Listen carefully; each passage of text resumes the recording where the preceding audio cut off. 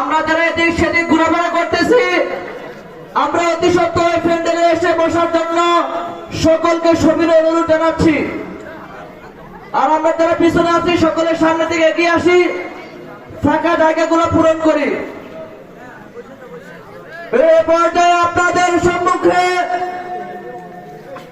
পবিত্র কুরআন ও হাদিস থেকে গুরুত্বপূর্ণ আলোচনা পেশ করিবেন আজকের এই মাহফিলের প্রধান মেহমান, যাকে লক্ষ্য করে আমরা সকলে এখানে উপস্থিত হয়েছি, যার মুখ থেকে কুরআন হাদিসের আলোচনা শোনার জন্য লাখো কোটি যুবক